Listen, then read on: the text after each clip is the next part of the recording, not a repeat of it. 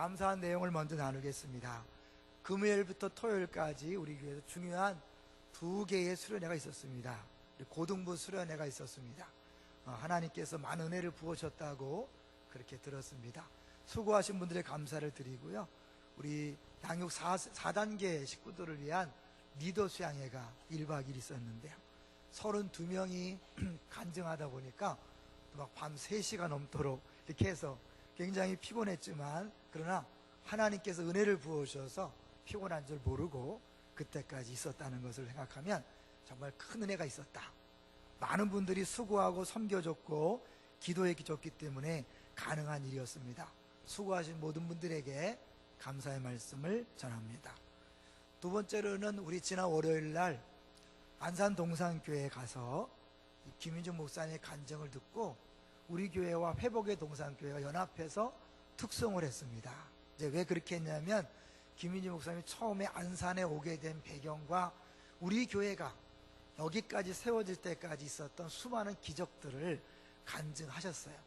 저는 동산교회에서 13년 있었고 그동안 개척한 다음에도 틈틈이 간증을 들었기 때문에 모르는 게 없는 줄 알았어요. 그랬더니 이번에 모르는 내용들이 몇 개 있더라고요. 하나님 앞에 더 감사했어요.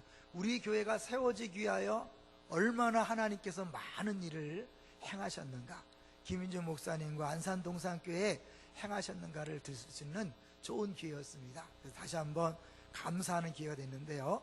참석하셔서 또 특송하신 모든 분들에게 감사를 드립니다. 세 번째로는 지난주에 장례가 있었어요.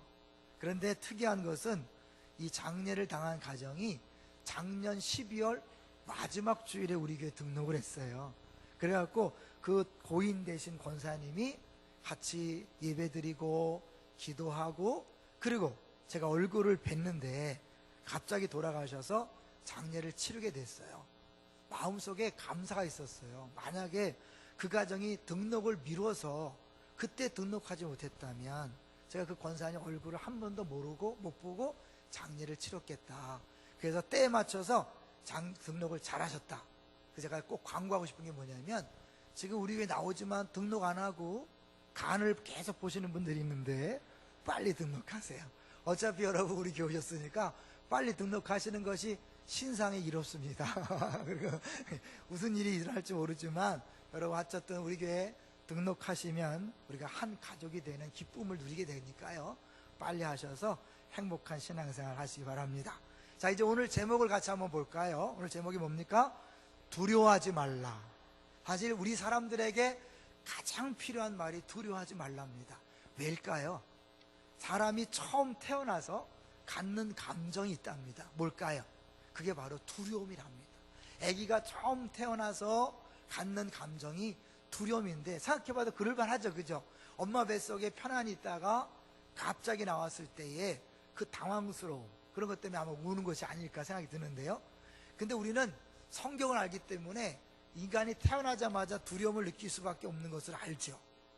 에덴 동산에서 아담과 하와가 선악을 알게 하는 나무 열매를 따먹은 다음에 2개의 감정이 찾아왔습니다. 첫 번째는 뭐죠? 하나님을 두려워하는 두려움이 찾아왔어요. 두 번째는 자기 모습을 보고, 그전에는 몰랐는데 갑자기 벗은 것을 깨닫게 되고 수치를 느꼈다 그랬어요. 그러니까 인간에게는 태어날 때부터 두려움과 부끄러움이 본능적으로 있는 거죠. 그래서 사람은 평생 이 두려움과 부끄러움을 어떻게 해결할 것인가가 인생의 숙제인 거죠. 그래서 많은 사람들이 기회만 있으면 두려워하지 말라, 두려워하지 말라 그렇게 말하는 걸 볼 수 있어요. 예를 들면 2013년도 12월 24일 날 프란치스코 교황이 성탄절 전야 미사 때 세계 모든 사람들에게 두려워하지 말라고 그렇게 했습니다. 그래서 이것이 전 세계 뉴스거리가 됐어요. 그러나 뉴스일 뿐이죠.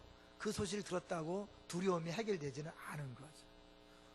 또 하나는요, SBS 국제부 기자들이 2013년도에 전 지구에서 일어난 사건의 그 뒷이야기들을 모아서 책을 냈어요. 주로 인권에 관한 얘기인데, 수많은 사람들이 지금 어렵고 힘들지만 인권을 위해서 이렇게 싸우고 있다. 그러므로 두려워하지 말라. 책 제목을 정한 거죠. 그러나 그 책을 읽는다고 두려움이 해소되지는 않습니다. 그러나 오늘 우리는 정말 우리의 모든 두려움으로부터 근본적인 해결을 받을 수 있는 한 가지 음성을 들을 수 있습니다. 누구의 음성일까요? 네, 하나님의 음성입니다. 본문을 보겠습니다. 본문 1절 한번 볼까요? 이사야 43장 1절이 하나님께서 우리에게 주시는 분명한 말씀입니다. 자, 읽어보겠습니다. 시작. 야곱아, 너를 창조하신 여호와께서 지금 말씀하시느니라. 이스라엘아, 너를 지으신 이가 말씀하시느니라. 너는 두려워하지 말라. 내가 너를 구속하였고 내가 너를 지명하여 불렀나니 너는 내 것이라. 하나님이 두려워 말라. 왜냐하면 너는 내 것이기 때문이다. 더구나 왜 내 것이냐면 내가 너를 창조했다. 내가 너를 지었기 때문이다. 우리를 창조했기 때문에, 우리를 지었기 때문에 우리를 너무나 잘 아시고 또 우리에 대해서 소유권을 가지고 있다고 말씀하고 있는 거죠. 사실 이 두려워 말라라는 내용을 하나님께서 우리에게 자주 말씀하시는 것이 성경에 통계로 나와 있는데요, 한 번쯤은 다 들어보셨겠지만 이 범브란트라는 목사님이 독일 치하에서 감옥에 들어갔죠. 근데 감옥에서 시간이 많기 때문에 성경을 찬찬히 읽는 중에 365번에 걸쳐서 두려워하지 말라라는 표현이 나온 것을 발견한 거죠. 그래서 감옥에서 펄쩍펄쩍 뛰면서 좋아했다는 거예요. 근데 이제 어떤 사람이 궁금해갖고 정말 한글 성경에 두려워하지 말라가 몇 번 나왔나 봤대요. 몇 번 나올까요? 365번 나오지 않아요. 이 두려워하지 말라는 이제 한글로 두려워하지 말라가 아니라 이제 모든 두려워하지 말라, 염려하지 말라, 걱정하지 말라, 이 모든 것들을 다 포함된 내용인 것을 기억하시면 좋겠어요. 어쨌든 하나님이 365번 두려워하지 말라고 말한 건 뭘까요? 1년 365이니까 하루에 한 번꼴로 두려워하지 말라, 두려워하지 말라, 두려워하지 말라. 왜? 그만큼 우리 인간은 연약한 존재이기 때문에 그렇습니다. 두려워할 수밖에 없는 존재이기 때문에 그렇습니다. 더구나 아담과 하와 이후로 본능적으로 두려움을 갖고 태어나기 때문에 우린 두려워할 수밖에 없습니다. 지난 한 주 동안도 우리를 두렵게 하는 소식들이 있었죠. 물론 이제 한국 사람들은 너무 강심장이 많아서 두려워하지 않는 분이 많이 있지만 북한이요, 핵실험을 했잖아요. 지진이 느껴질 정도로 엄청난 핵실험을 했습니다. 또 중국 증시가 막 급락하는 바람에 계속해서 증시 문을 닫는 그런 일이 있었죠. 조금만 눈을 떠보면 그것이 우리와 직접적인 연관이 있다는 것을 알기 때문에 많은 사람들이 두려워하지 않을 수 없죠. 그러나 이제 우리는 두려워하지 않을 수 있는 이유가 있는데, 그 모든 상황들을 다 알고 계신 하나님, 그리고 우리를 내 것이라고 말씀한 하나님이 우리를 지켜줄 줄로 믿기 때문에 두려워하지 않을 수 있습니다. 어떻게 지켜준다고요? 2절을 보겠습니다. 하나님이 모든 상황 속에서 지켜줄 것을 이렇게 약속합니다. 2절 시작. 내가 물 가운데로 지날 때에 내가 너와 함께 할 것이라. 강을 건널 때에 물이 너를 침몰하지 못할 것이며 내가 불 가운데로 지날 때에 타지도 아니할 것이요 불꽃이 너를 사르지도 못하리니. 물 가운데 지나도 함께하고 강을 건널 때에 물이 너를 침몰하지 못하고 불을 지날 때에 타지도 않는다. 어떤 분은 또 그래요. 아니, 하나님이 전능하시면 물속에 안 들어가게 하면 되지 않나? 불 속에 안 들어가게 하면 되지 않나? 이런 얘기를 하시는 분이 있어요. 맞아요. 근데 오늘 본문의 배경을 보면요, 이 물이나 불은 하나님이 이스라엘 백성들을 바벨론 포로에 갚혀가게 한 그 시험을 얘기해요. 어떻게 보면 심판에 대한 얘기죠. 하나님이 이스라엘 백성들을 계속해서 죄짓지 말고 돌아오라 했는데 그들이 끝까지 하나님 말씀을 거역하고 도저히 이제 그대로 둘 수 없게 되었기 때문에 하나님 바벨론 포로로 끌려가게 합니다. 왜요? 그걸 통하여 이스라엘 백성을 새롭게 하려는 계획이 있었던 거죠. 그러나 그들의 끌려간 것처럼 보이고 하나님이 힘이 없는 것처럼 보이지만 그 끌려간 그곳에서 하나님이 보호하시겠다고, 지키시겠다고 약속하고 있는 거예요. 그래서요, 사실 오늘 본문의 앞뒤에 43장 1절과 7절 앞과 뒤에는 이스라엘 심판에 대한 내용이 나옵니다. 무시무시한 심판의 내용이 나오지만 그 한가운데 43장 1절부터 7절까지를 그럼에도 불구하고 내가 너를 이렇게 사랑하고 너희를 지키겠다, 그러니까 두려워하지 마라. 그러니까 이스라엘 백성들이 바벨론 포로로 끌려가서요, 지금도 절망이지만 앞으로가 더 걱정인 거예요. 왜냐면요, 옛날 고대 시대 때는 전쟁이요, 나라와 나라와의 전쟁이 아니에요. 그 나라를 지키는 신과 신의 전쟁이에요. 그러니까 이스라엘 백성이 바벨론의 포로로 끌려갔다는 건 뭐예요? 바벨론에 믿는 신과 이스라엘이 믿는 신이 대결해서 이스라엘이 믿는 하나님이 졌다는 거거든요. 그러니까 자기들이 믿는 하나님이 져서 자기들이 끌려왔다고 생각하니까 너무 절망적인 거죠. 왜요? 그 하나님이 한 번 졌는데 다시 이기겠어요? 계속해서 앞날을 볼 때 두려워하는 거예요. 우리가 정말 하나님 백성 맞나? 하나님 살아계신 거 맞나? 우리를 사랑하는 거 맞나? 하나님 능력 있는 거 맞나? 그럴 때 하나님이 아니다, 내가 너희들을 사랑한다, 이렇게 말하는 거예요. 그래서 43장 1절이요, 우리 한글 성경에서 그냥 야고바 딱 나오지만 원문을 보면 그러나 이제 들으라 이렇게 나오는 거예요. 그러나 이제 앞 내용과 완전히 다른 내용을 얘기하는 거죠. 너희들이 지금 불안해하고 두려워하고 떨고 있지만 그러나 걱정하지 마라, 두려워하지 마라. 왜? 내가 너의 하나님이고 너는 내 것이기 때문이다. 내 것이라는 것이요, 뭘 의미합니까? 우리 쉽게 설명하면 한국과 미국을 비교하면서 이제 한국을 비판하는 사람들이 가끔 하는 얘기가 뭐냐면, 미국 시민권자들은 전 세계 어디에 가도 보호한다. 그래서 한 명이 만약 포로 잡혔다면 그 한 명을 구출하기 위해서 무슨 짓이든 한다. 심지어 죽었다 할지라도 유고를 찾아낼 정도다. 이렇게 한 영혼에 대하여 미국이 그만큼 신경을 쓴다, 이렇게 얘기하잖아요. 근데 한국은 뭐냐? 이렇게 비판하죠. 세상 나라도 그 정도로 자기 나라 백성에게 관심을 갖고 있다면, 책임을 진다면 하나님 나라의 왕이신 하나님이 책임질까요, 안 질까요? 당연히 책임지죠. 하나님께서 전능하신 분이고 창조자이기 때문에 자기가 만든 작품인 인간들을 끝까지 책임진다는 거예요. 어떠한 희생도 치르면서도 책임진다는 거예요. 그게 뭐예요? 3절이잖아요. 3절을 볼까요? 시작. 대전하는 여호와 내 하나님이요 이스라엘의 거룩한 이요 내 구원자임이라. 내가 애굽을 너의 속량물로 구스와 스바를 너를 대신하여 주었노라. 줄 것이다가 아니에요. 이미 주었어요. 애굽을 너의 속량물로 구스와 스바를 너를 대신하여 주었다. 사실 이스라엘 백성들이 출애굽할 때 애굽 군대가 쫓아왔고 애굽 군대가 홍해 바다에 수상된 것을 볼 수 있어요. 하나님 이스라엘 백성을 구원하기 위하여 애굽에 10가지 재앙을 내렸던 것을 우리는 기억하고 있습니다. 하나님께서 하나님 백성들을 위하여 그 어떤 것도 다 희생할 준비가 되어 있고 이미 희생했다는 것을 보여주는 거예요. 우리는 어떻습니까? 사실 우리가 신앙생활 하다 보면요, 하나님께서 정말 날 사랑하는 거 맞나? 내가 열심히 기도하는데 신앙생활 하는데 왜 나에게 이런 질병을 주셨나? 우리 자녀가 왜 대학에 떨어지나? 왜 직장에서 어려움이 있나? 왜 내 생활 속에 이렇게 어려움이 끝나지 않나? 그것 때문에 불안하기도 하고 두렵기도 하고 하나님을 원망할 때도 있는데요, 하나님은요 이미 우리에게 가장 소중한 걸 주셨다는 것 기억하십니까? 무엇을 주셨죠? 하나님은 자기 아들을 아끼지 않고 내어주셨다고 그랬잖아요. 자기 아들을 아끼지 않고 내어주시니가 어찌 그 아들과 함께 모든 것을 은사로 주지 않겠는가? 이 말은 뭐예요? 가장 소중한 아들을 주었기 때문에 나머지 어떤 것도 아끼지 않고 다 준다. 할렐루야. 그런데 왜 안 주죠? 그건 하나님이 때가 있는 거죠.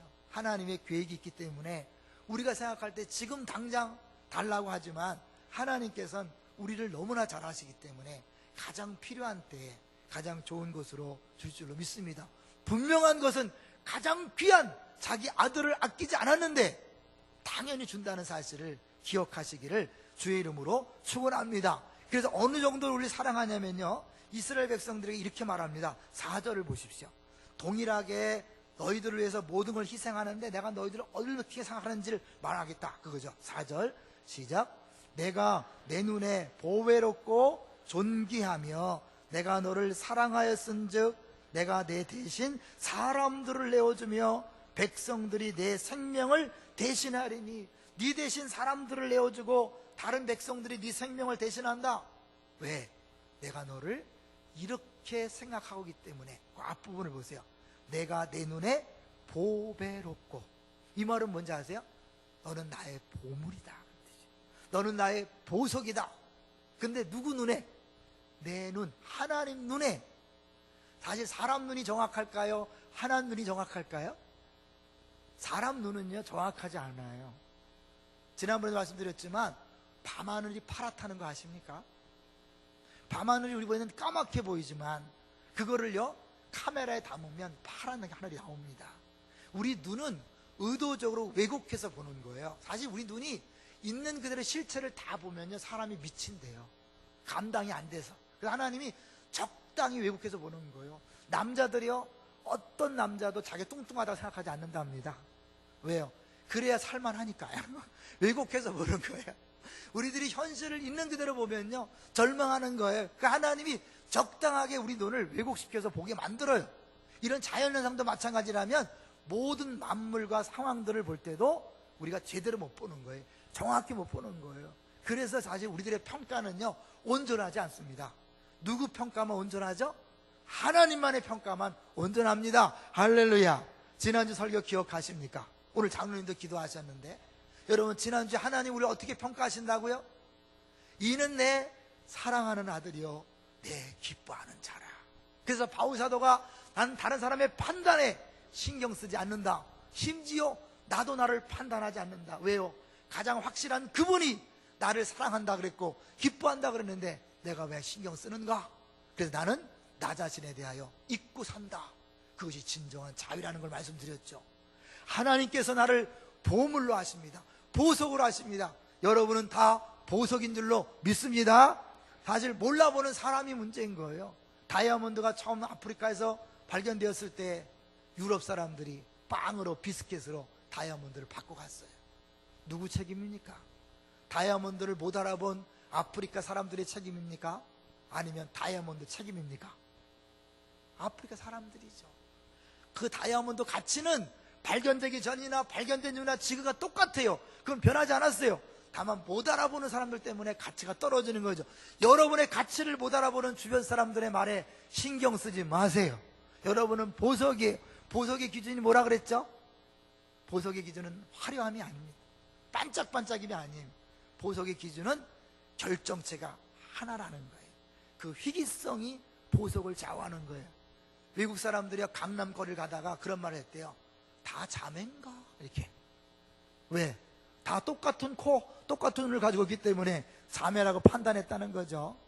여러분 가능하시면 성형하지 마시고 하나님께서 사실은 우리에게 주신 것이 정말 최고의 작품인 거예요. 우리가 사실 하나님 앞에서 최고의 작품이에요. 그럴 때 여러분은 보석으로 알고 괜히 흔들리지 마세요.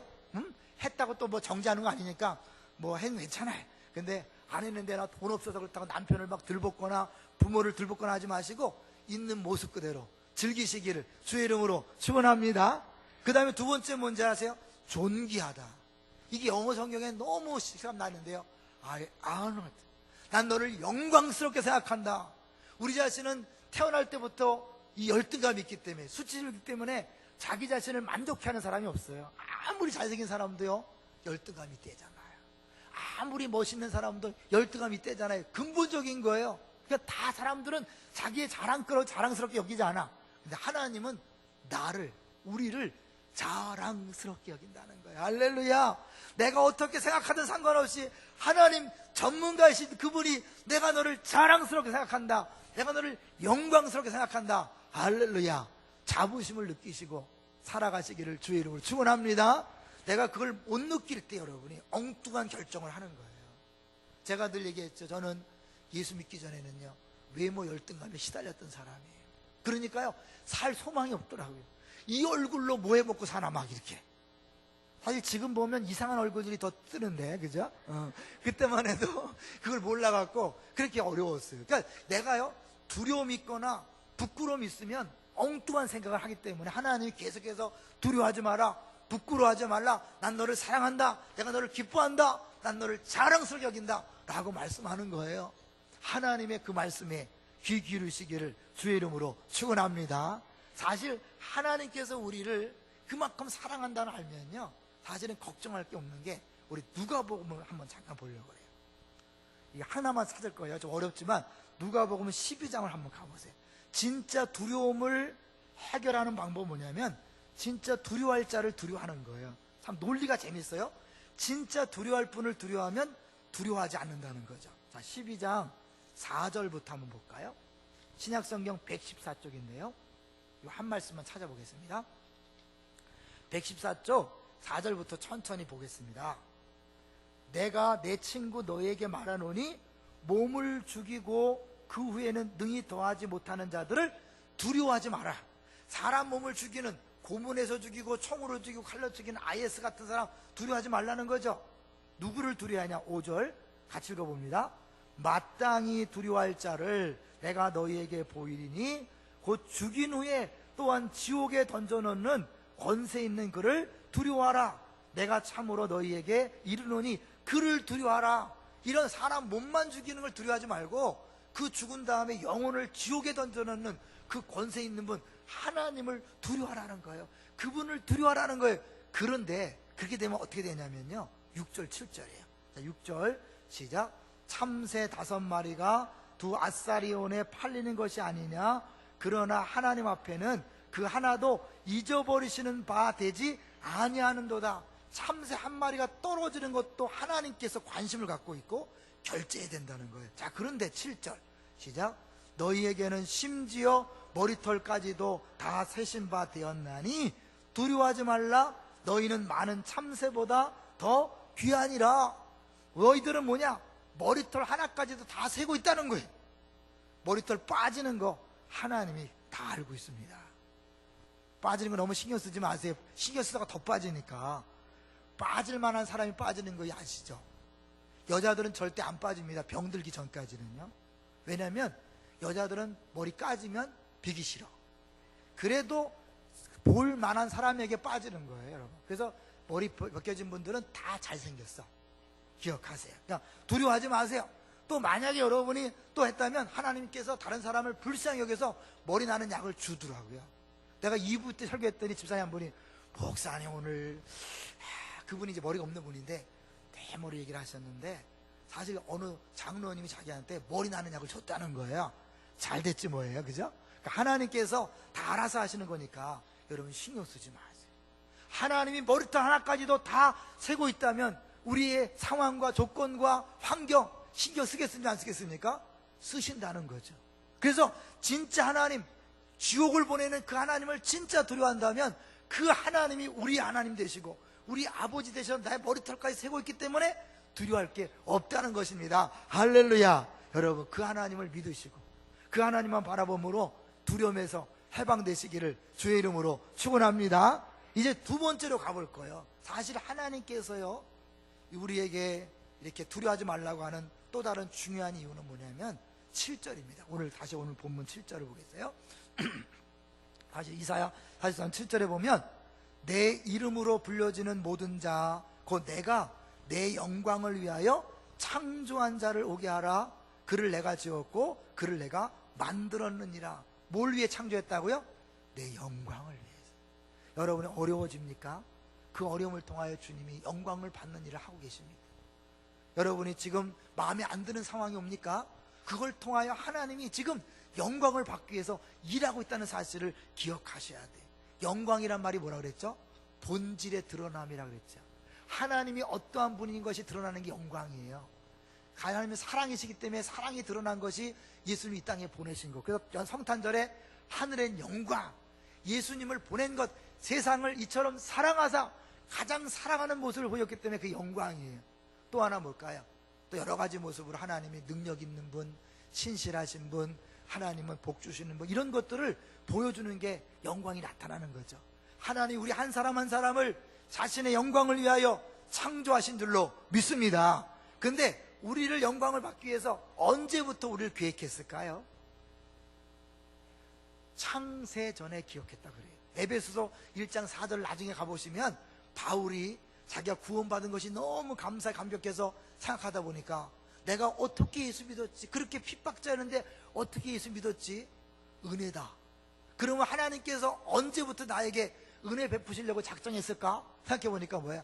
이건 엄마 뱃속이 아니라 창세전이다 라고 올라가는 거예요. 그러니까 창세전에 계획했기 때문에 엄마 아빠가 나를 낳은 게 아니에요.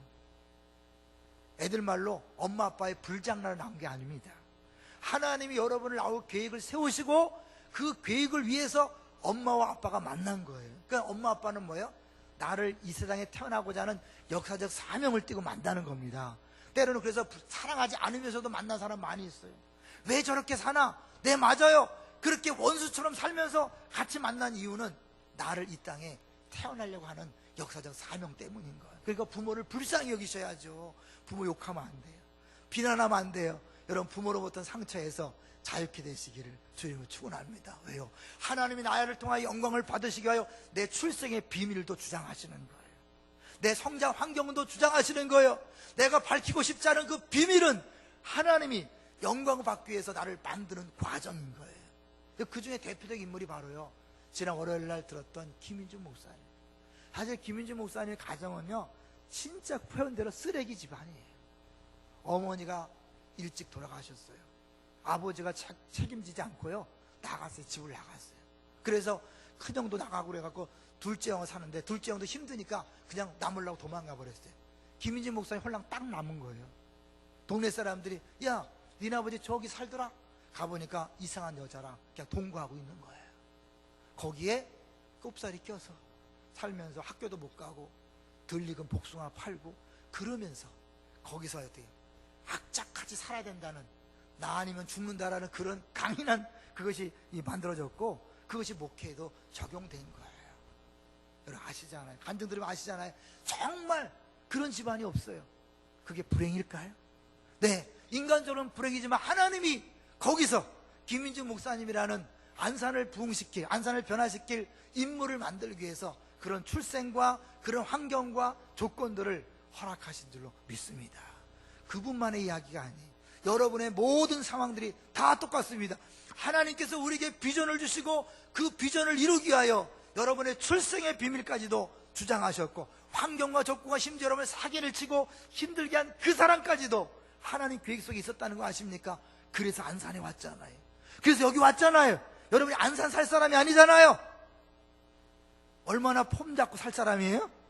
어쩔 수 없이 안산에 안 산다 하면서 왔지만, 여러분 여기 온 것이 복인 줄로 믿습니다. 우리가 만난 것이 복인 줄로 믿습니다. 이제 하나님께서 기쁨의 동산교를 통하여 여러분을 통해 이루실 비전이 있다는 것을 기억하시고 기대하세요. 이스라엘 백성이요, 하나님이 힘이 없어서 바벨론에 끌려간 게 아니에요. 그들이 너무 죄를 져서 그들을 변화시키기 위해서 하나님이 어쩔 수 없이 바벨론에 끌려가게 하신 거예요. 하나님 내어준 거예요. 그래서 하나님 어떻게 해요? 내가 내어줬기 때문에 내가 다시 불러올 수 있다. 만약에 하나님이 힘이 없어서 억지로 끌려갔다면 하나님이 힘이 없었으니까 못 데리고 올 거잖아요. 아니야, 내가 힘이 없어서 니네들이 끌려간 게 아니야. 내가 내어준 거야. 그래서 내가 너희들을 불러온다니까. 그게 6절 7절이에요 5절부터 아니 5절부터 5절 시작.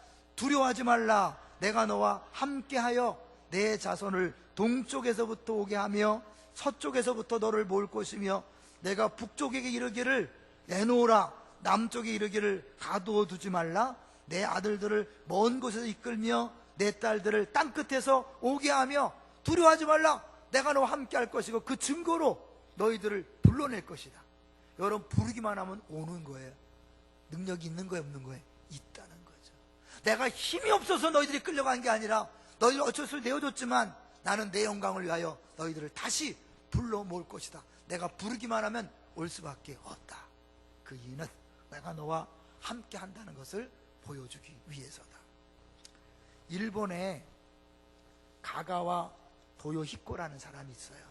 일본인들한테 어마어마하게 존경받는 사람인데요, 이 사람은 기생의 아들로 태어났습니다. 우리나라도 그렇지만 일본에서도 이 기생의 몸에 태어나서 주변 사람들이 놀리는 거예요. 아버지가 누군지 몰라요. 그야말로 출생의 비밀 때문에 평생 힘들어하는 그런 인생이죠. 왕따와 구박 속에 살아가는데 그것으로도 모자라서 폐결핵에 걸렸어요. 3기까지 갔어요. 왜 내 인생은 이렇게 재수가 없을까? 다 그러잖아요. 나는 이렇게 저주받은 인생인가? 태어난 것 자체도 힘들어 죽겠는데 폐결핵 3기라니. 그렇게 이제 절망 가운데 살아가고 있는데 노방전도 하는 사람의 소리를 들은 거예요. 누구든지 예수 믿기만 하면 하나님의 자녀가 됩니다. 그 말이 귀에 들어왔어요. 자기는 기생의 자녀인데 하나님의 자녀? 그래서 물었대요. 나 같은 기생의 아들도 하나님 자녀가 될 수 있습니까? 당연히 된다고 말했죠. 그 구세군이 노방전도하는 그 소리를 듣고 그 말에 귀를 기울였다가 예수 믿고 하나님의 자녀가 됐어요. 그런데 문제는요, 우리가 보통 여기서 어떻게 하나님 자녀가 됐기 때문에 병에서 낫고 할렐루야. 근데 정작 이 사람은 병에서 낫지 않고 점점 더 몸이 쇠약해져서 거의 죽을 지경이 된 거예요. 근데 그때 마음속에 한 가지 퍼뜩 드는 생각이 있었다는 거예요. 여러분, 이게 예수 믿는 사람이 중요한 게 뭐냐면, 하나님은 자신의 비전을 이루기 위해서 우리 마음속에 소원을 두고 행하시는 거예요. 예배 드리다가 기도하다가 말씀을 듣다가 어느 순간에 퍼뜩 지나가는 것 같은 생각, 그걸 잘 잡으셔야 돼요. 그게 죄의 문제라면 하지 않으면 되고, 죄의 문제가 아니라면 하나님께서 그걸 통해 일하시는 거예요. 이 사람은 그거예요. 내가 어차피 죽을 목숨인데 하루를 살아도 이왕이면 예수처럼 살다가 죽자. 쉽지 않잖아요. 내가 예수 믿었는데, 기도했는데 병이 안 났을 때 좌절하고 절망하는 사람도 있지만, 하나님께서 순간적으로 주는 생각, 어차피 죽을 인생이라면 하루라도 예수처럼 살다 죽자. 그런 마음이 든 거예요. 그래서요, 자기 짐을 다 정리해서 고베라는 지역에, 가난한 이들이 모여 사는 다리 밑으로 간 거예요. 다리 밑에 알죠? 거기에 거린들, 노숙자, 폐결핵 환자들이 모여 있었어요. 그들에게 목욕시켜주고 밥을 주고 치료해주는 그런 일들을 한 거예요. 어떻게 했을까요? 금방 죽고 갔던 그 사람이 죽지 않고요, 70이 넘도록 그런 사역을 함으로 말미암아 전 일본 사람들에게 존경받는 인물이 됐다는 거죠. 우리가 볼 때는요, 말도 안 되는 상황이었지만 하나님은 그 상황 속에서 그가 어쩔 수 없는 선택으로, 그러나 그 뒤에 하나님 역사하심으로 한 번 어차피 죽는 건데 하루를 살아도 예수님처럼 살자, 그런 마음으로 거린들에게 갔고 환자들에게 갔는데, 오히려 그것이 70년 동안 70살이 넘도록 건강하게 봉사해서 그 기생의 아들로 욕을 먹고 비난받던 조롱받던 인생을 모든 일본 사람들이 존경하는 사람으로 바꿔갔다는 거, 이게 하나님이 하신 일인 줄로 믿습니다. 여러분이 순간순간 힘들고 어려울 수 있어요. 물속에 가고 물속에 지나가고 어려울 수 있어요. 그러나 하나님이 그것이 비록 죄 때문에 당하는 고난일지라도 이렇게 보호하신다면 여러분을 정금같이 쓰시기 위하여 욥처럼 주시는 애매한 고난도 있을 수 있단 말이에요. 그러니까 어떠한 고난과 아픔 속에서도 좌절하거나 절망하지 마시고, 하나님은 나를 지으셨고 나를 통하여 영광을 받기를 원하신다. 그러므로 반드시 일하실 것이다 생각하시고 주 안에만 거하세요. 그러면 하나님이 친히 일하시는 겁니다. 우리 신년 예배 기억하시죠? 많은 열매를 맺기 위해서 내가 할 수 있는 게 없는 거예요. 내가 하는 게 아니에요. 나는 붙어 있으면 되는 거예요. 주 안에 거하면 되는 거예요. 어떻게 거할까요? 전적인 의지죠. 그래서 우리가 기도해야 되는 거예요. 하나님께서 다 해주셔야 된다고 믿기 때문에 기도하는데 얼마큼 자주 기도해야 될까요? 쉬지 말고 기도해야 돼요. 그만큼 우리가 두려워하고 염려하고 걱정하기 때문에 쉬지 말고 기도해야 돼요. 그럴 때 항상 기뻐하고 범사에 감사하는 생활이 같이 따라오는 거예요. 항상 기뻐하라, 쉬지 말고 기도하라, 범사에 감사하라. 이거 똑같은 말이에요. 언제 항상 기뻐하고 범사에 감사하는가? 그것은 뭐예요? 쉬지 않고 기도할 때 가능한 거예요. 그거는 꼭 교회 나와서 기도하는 게 아닌 거 아시죠? 순간순간마다 주님, 나는 할 수 없습니다. 주님 외에는 할 수 없습니다. 주 없이 살 수 없네. 순간순간마다 주 없이 살 수 없습니다라고 고백하면서 주를 의지하는 거, 그게 기도잖아요. 그런 사람이 주 안에 거하는 것입니다. 바울도 사실은요, 하나님 앞에서 우리들에게 분명히 말씀했죠. 우리가 너무 염려 많이 하고 걱정을 많이 하고 두려움 속에 사는 사람이기 때문에 아무것도 염려하지 말고 오직 모든 일에 기도와 간구로 너희 구할 것을 감사함으로 하나님께 아뢰라. 그 다음에 잘 중요해요. 그리하면 모든 지각에 뛰어난 하나님의 평강이, 모든 지각을 왜 얘기했을까요? 지금 상황은 이 머리로는 불안해야 되고 두려워해야 되고 염려해야 돼. 근데 모든 지각에 뛰어난 평강이란 뭐냐면 이상하게 평안이 오는 거예요. 이상하게 마음에 기쁨이 있어요. 이것이 하나님이 주시는 거예요. 사실 우리에게 주신 상황은요, 하나님께서 주신 거기 때문에 엄밀히 말하면 우리가 기도한다고 변화되는 게 아니에요. 엄격히 말하면. 왜? 변화될 거라면 하나님이 안 주셨죠. 지금 이미 주셨고 이제 기도도 다음에 하나님 때를 따라서 아름답게 변화시켜 가실 텐데, 그때까지 내가 불안해하고 염려하고 걱정해서 시간을 낭비하고 에너지를 낭비하고 엉뚱한 결정하고 절망 속에 살아갈까봐 하나님이 두려워하지 말라, 염려하지 말라, 걱정하지 말라, 내가 너와 함께한다. 어느 정도로 함께한다 그랬어요? 임마누엘. 우리가 예수님이 그냥 먼데 같이 있는 게 아니라 내 안에 들어오셔서 함께 하시는 것이 임마누엘이잖아요. 예수님 이 땅에 오셔서 임마누엘이 하리라.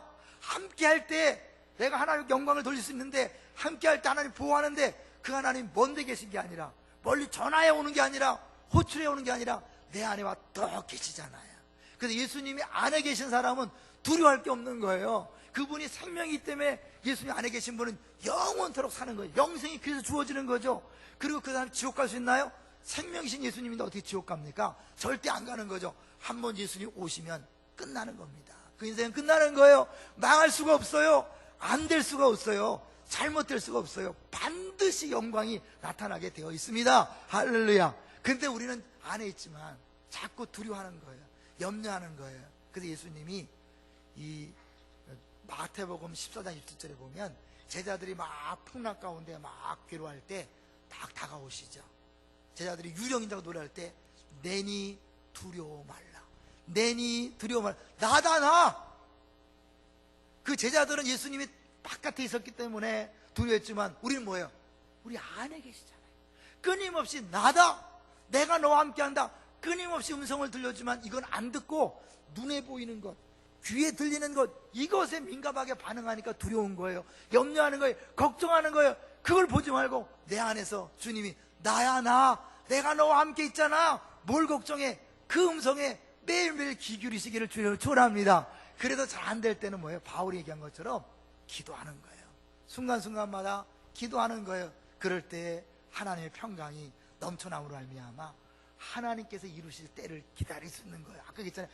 많은 열매는 내가 맺는 게 아니에요. 그분이 맺는 거예요. 난 그분 앞에 거하기만 하면 되는 거예요. 주 안에 있는 나에게 딴 근심 있으랴. 주 안에 거하기만 하면 되는 거예요. 그 다음에 뭐야? 하나님이 일하시는 거예요. 우리를 사랑하시고 보물로 여기시고 자랑스럽게 여기시는 그분이, 영광을 위해 창조하신 그분이 행하실 것입니다. 걱정하지 마십시오. 염려하지 마십시오. 두려워하지 마십시오. 주님이 하십니다. 지금 상황을 보지 마세요. 그 상황을 통하여 주님은 지금 작업하고 있습니다. 일하고 계십니다. 반드시 영광을 받으실 줄로 믿습니다. 용기를 내시고 2016년에 하나님이 하실 일을 기대하십시오. 하나님 반드시 우리를 통하여 영광 받으실 줄로 믿습니다.